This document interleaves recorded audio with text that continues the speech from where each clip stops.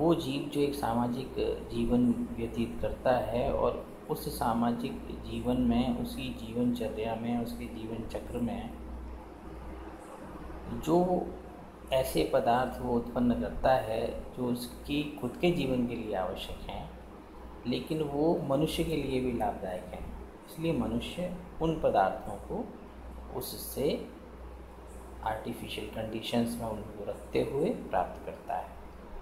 तो इसे तो कहते हैं एपीकल्चर, ख़ास तौर से जो हम हनी बी की बात करें तो। लेकिन हनी बी एपीकल्चर के बारे में जानने से पहले हनी बी क्या होती है, किस प्रकार का ये जीव है, किस प्रकार का जंतु है और किस प्रकार का इसका सामाजिक संगठन है, कितने तरह की स्पीशीज़ प्रजातियाँ इसके अंतर्गत पाई जाती हैं, इसे समझना आवश्यक है। आपने फर्स्ट ईयर में इन्वर्टिब्रेट्स पढ़े हैं, क्लासिफिकेशन भी पढ़ा होगा, तो उसी के अंदर एक फाइलम आता है आर्थ्रोपोडा। आर्थ्रोपोडा को आर्थ्रोपोडा के बहुत सारे ऐसे जीव हैं, बहुत सारे ऐसे एनिमल्स हैं जो आपको अपने इर्द गिर्द दिखाई देते हैं। और जंतु जगत का जो जितने भी फाइलम हैं उनमें सर्वाधिक संख्या वाले जो फाइलम्स हैं उनमें से एक आर्थ्रोपोडा है। इसी क्लास इंसेक्टा के अंतर्गत हनी बी पाई जाती है। इंसेक्टा क्लास में ऑर्डर हिम्नोप्टेरा, फैमिली एपिडी और इसका जीनस एपिस कहलाता है। इंसेक्टा क्लास जो है एनिमल किंगडम की सबसे बड़ी क्लास है, इसमें मैक्सिमम स्पीशीज़ पाई जाती है। और इस क्लास में ऐसे एनिमल्स जो कि हवा में उड़ते हैं, जिनके अंदर विंग्स पाए जाते हैं, ऐसे एनिमल्स जो क्रॉल करते हैं, ज़मीन पर रहते हैं, बिल बना के रहते हैं, तो इस तरह की बहुत वैरायटी इसके अंदर पाई जाती है। हनी बी एक छोटा सा इंसेक्ट है जो कि हिम्नोप्टेरा ऑर्डर के फैमिली एपिडी का सदस्य है। ये जो हनी बी है, हिंदुस्तान में इसकी प्रमुख रूप से 3 स्पीशीज़ पाई जाती हैं, कॉमनली देखने को मिलती है पूरे देश में। एपिस डॉर्सेटा, एपिस फ्लोरिया और एपिस इंडिका। ये 3 स्पीशीज़ हैं कॉमनली जो हमारे देश में पाई जाती हैं। और इसके अलावा अगर वर्ल्ड वाइड देखें पूरे विश्व में, जो कॉमन स्पीशीज़ देखने को मिलती हैं, यूरोप में एपिस मेलिफिका एक बहुत कॉमन स्पीशीज़ है हनी बी की। और ऐसे ही अफ्रीकन कंट्रीज़ के अंदर एपिस एडमसोनी, ये बहुत ही कॉमन स्पीशीज़ है जो अफ्रीकन कंट्रीज़ के अंदर पाई जाती है। हनी बी एक बहुत छोटा सा इंसेक्ट है, लेकिन इसके अंदर जो एक सामाजिक संगठन देखने को मिलता है, एक सोशल लाइफ, सामाजिक जीवन देखने को मिलता है, वो ज़बरदस्त है। ऐसा सोशल ऑर्गेनाइजेशन, ऐसा सामाजिक जीवन बड़े बड़े एनिमल्स के अंदर भी देखने को नहीं मिलता जो हनी बी में देखने को मिलता है। ये हनी बी में स्ट्रिक्ट डिसिप्लिन और आपस में कोऑर्डिनेशन, आपस में सामंजस्य, वर्क ऑफ डिस्ट्रीब्यूशन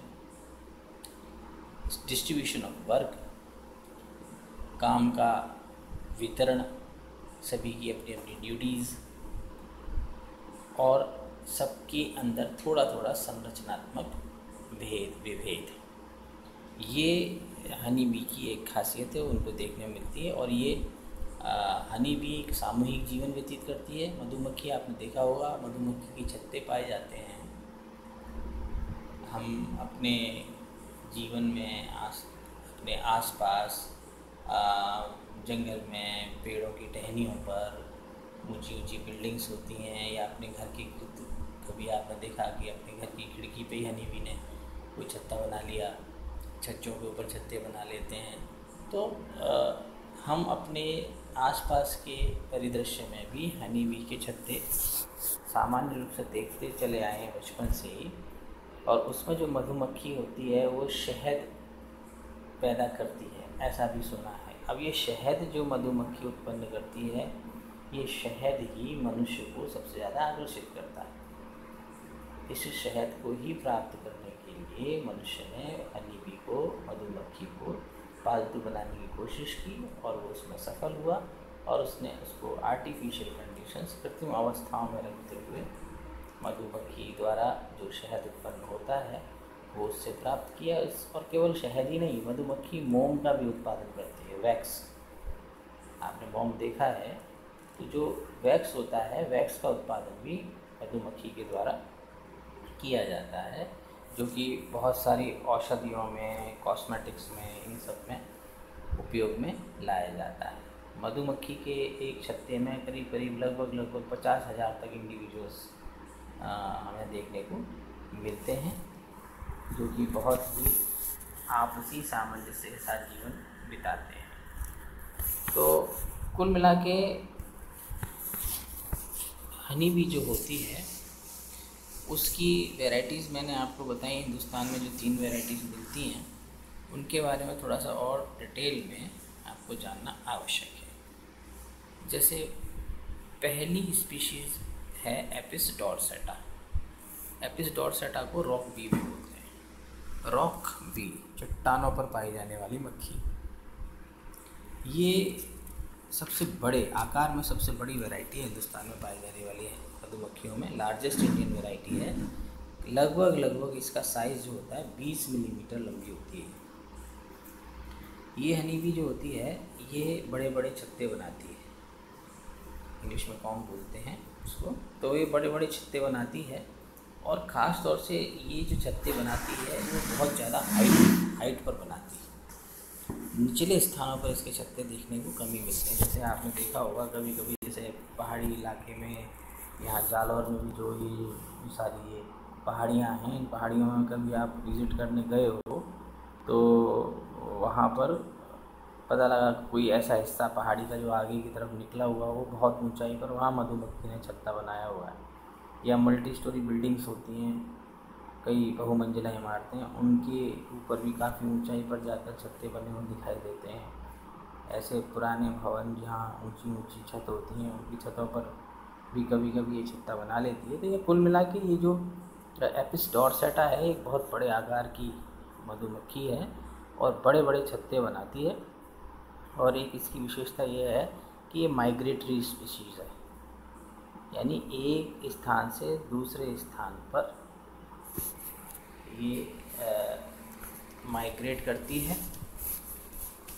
एक स्थान से दूसरे स्थान पर ये मौसम के हिसाब से इसके समूह के समूह एक स्थान से दूसरे स्थान पर माइग्रेट कर जाते हैं।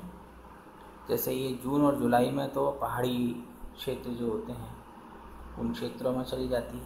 तो जून जुलाई में जिस तरह का वेदर होता है प्लेन में, अपने जो मैदानी इलाकों में जो मौसम होता है वो थोड़ा सा गर्म और नमी वाला होता है, इसलिए पहाड़ी इलाकों में चली जाती है और फिर से दोबारा से सर्दियों के मौसम में वापस से मैदानी इलाकों में आ जाती है। तो ये एक माइग्रेटरी स्पीशीज़ है। और हनी जो ये उत्पन्न करती है, शहद जो उत्पन्न करती है, वो इंडियन वैरायटीज़ में उसकी ईल्ड सबसे अधिक होती है, यानी सबसे अधिक मात्रा में रॉक बी के द्वारा, एपिस डॉर्सेटा के द्वारा शहद उत्पन्न किया जाता है। ये लगभग 15 किलो शहद पर कॉलोनी पर ईयर। एक कॉलोनी या एक छत्ता जो इसका होता है उसको कॉलोनी बोलते हैं, समूह जिसका बहुत सारे इंडिविजुअल्स रहते हैं। तो एक साल में लगभग 15 किलो शहद वहाँ उसमें उत्पन्न होता है। और चूँकि ये ज़्यादा शहद उत्पन्न करने वाली मधुमक्खी है, इसलिए वैज्ञानिक इसको पालतू बनाने की कोशिश में लगे हुए हैं। इसका क्या मतलब हुआ? इसका मतलब ये हुआ कि अभी तक इसको ठीक तरीके से हम पालतू नहीं बना पाए हैं, क्योंकि इसका जो नेचर होता है, स्वभाव जो होता है, वो बहुत ही ज़्यादा उग्र होता है, एनोइंग नेचर की होती है। तो इसको आप आर्टिफिशियल कंडीशंस में रखने में सफल नहीं हो पाते हो। कोशिश चल रही है कि ये वैरायटी अगर मान लीजिए पालतू हो सके तो बड़ी मात्रा में शहद इससे प्राप्त किया जा सकता है। कहीं कहीं कुछ कुछ इलाकों में थोड़ा थोड़े इसके हिसाब से कुछ टेक्निक्स को डेवलप किया गया है। छत्ते आर्टिफिशियल जो हाइव होता है, छत्ता होता है, वो बनाए गए हैं और कोशिश की जा रही है, लेकिन पूरी सफलता अभी इसमें नहीं मिली है। इसी प्रकार एक दूसरी स्पीशीज़ है एपिस फ्लोरिया। इसको लिटिल बी कहते हैं। छोटी सी मधुमक्खी होती है, बहुत ही आकार में छोटी होती है और लेकिन वैसे इसकी शेप देखो तो वो रॉक बी जैसी ही दिखाई देती है। यानी आकार में तो छोटी है लेकिन स्वरूप इसका एपिस डोर्सेटा जैसा ही होता है और मैदानी इलाकों में पाई जाती है। छोटे छोटे छत्ते बनाती है और उसके अंदर बहुत ही कम मात्रा में शहद पाया जाता है। कुछ ग्राम शहद ही इसके छत्ते में, आप अगर इसका छत्ता आप तोड़ोगे और उसमें शहद लेने की कोशिश करोगे तो बहुत कम मात्रा में शहद ये मधुमक्खी बना पाती है। इसलिए इसका डोमेस्टिकेशन, इसको पालतू बनाने का प्रयास नहीं किया गया क्योंकि ये उपयोगी नहीं है और एपीकल्चर के लिए कोई फ़ायदे की स्पीशीज़ नहीं है।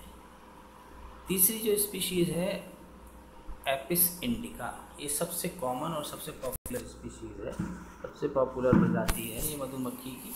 इसको इंडियन बी भी कहा जाता है। इंडियन बी, भारतीय मक्खी या भारतीय मधुमक्खी। और ये लगभग पूरे देश में जितने भी मैदानी इलाके हैं, जंगल हैं भारत के, उन सब में देखने को मिलती है। सभी जगह ये हमें आसानी से देखने को मिल जाती है। ये छत्ते एक औसत आकार की छत्ते का निर्माण करती है और ये पैरेलल कॉम्स बनाती है बहुत सारे। यानी एक ही छत्ता बहुत बड़ा सा बनाने की बजाय छोटे छोटे छत्ते भी एक ही स्थान पर कई छत्ते आपको देखने को मिल जाएंगे जो एक दूसरे से पैरेलल बने हुए होंगे। ये जो मधुमक्खी होती है एपिस इंडिका, इसमें भी इसके हिसाब से यानी कि ज्योग्राफिकल कंडीशंस के हिसाब से इसमें भी कई प्रकार के स्ट्रेन्स पाए जाते हैं और भी प्रभेद इसके अंदर देखने को मिलते हैं। ख़ास तौर से ये जो प्रभेद होते हैं, स्ट्रेन्स होते हैं, इनमें मैदानी इलाकों में पाए जाने वाले और मध्यवर्ती इलाके, यानी ना बहुत अधिक ऊंचाई वाले इलाके हैं ना बहुत मैदानी इलाके हैं, जो बीच के इलाके हैं, ऐसे इलाकों में पाए जाने वाले ट्रांजिशनल स्ट्रेन्स और पहाड़ी इलाके यानी हिल वैरायटी, ऐसे करके ये 3 प्रकार के स्ट्रेन्स इसके अंदर देखने को मिलते हैं। यानी वो मधुमक्खी है तो एपिस इंडिका ही, लेकिन यदि वो पहाड़ी इलाके में पाई जाती है तो इसका मतलब वो बहुत अधिक ऊंचाई पे मिलती है, तो उसके अंदर कुछ शारीरिक परिवर्तन आपको देखने को मिलेंगे। इसी प्रकार वो वैरायटी जो मैदानों में पाई जाती है, पहाड़ी इलाके में नहीं पाई जाती, वो प्लेन स्ट्रेन कहलाता है और उसके अंदर अगर आप तुलना करोगे हिल स्ट्रेन से तो थोड़ा सा उसके अंदर भी शारीरिक रूप से अंतर दिखाई देगा। इसी प्रकार वो जो मध्यवर्ती ऊंचाई पर पाई जाने वाली मधुमक्खी होती है उसको ट्रांजिशनल वैरायटी कहते हैं। और इसी आधार पर इनको 3 प्रमुख स्ट्रेन्स के अंदर बांटा गया है। जैसे पहला है पाइसिया स्ट्रेन। पाइसिया, तो ये पाइसिया जो मधुमक्खी होती है ये करीब 7000 फीट की ऊंचाई पर ये पाई जाती है। 7000 फीट की ऊंचाई पर या उसके आसपास यदि आप देखोगे तो जो मधुमक्खी दिखाई देगी वो पाइसिया स्ट्रेन कहलाती। ऐसे दूसरा है स्ट्रेन इसका पिरोनी स्ट्रेन। ये 3000 से और 4000 फीट के मध्य में ये पिरोनी स्ट्रेन देखने को मिलता है। और इसी प्रकार तीसरा स्ट्रेन है लाइटर स्ट्रेन। ये जो लाइटर स्ट्रेन है प्योरली एक तरीके से प्लेन स्ट्रेन इसको कहेंगे, मैदानों में पाए जाने वाला ये प्रभेद है और लगभग 1500 फीट तक ये मधुमक्खी हमें दिखाई देती है। और यही जो स्ट्रेन जो है लाइटर स्ट्रेन जो है यही सबसे ज़्यादा कॉमन स्ट्रेन है और इसी स्ट्रेन को सर्वाधिक रूप से एपीकल्चर के लिए उपयोग में लाया जाता है। यानी आर्टिफिशियल कंडीशंस में, कृत्रिम अवस्थाओं में जिस मधुमक्खी का आप पालन करते हो खासतौर से मैदानी इलाकों में, वो लाइटर स्ट्रेन है। और इसकी जो हनी ईल्ड है, यानी इसका जो शहद उत्पन्न करने की जो मात्रा है वो लगभग 3 से 5 किलोग्राम पर कॉलोनी पर ईयर है। यानी एक कॉलोनी में, एक समूह में करीब 3 से 5 किलोग्राम शहद हमको एक साल में ये मधुमक्खी के द्वारा प्राप्त होता है।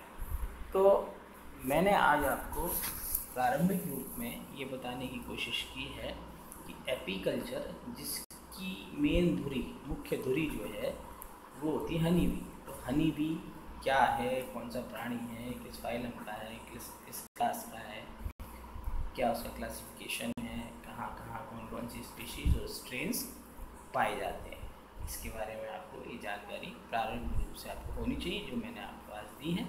आगे का जो भी उसका अंश होगा वो हम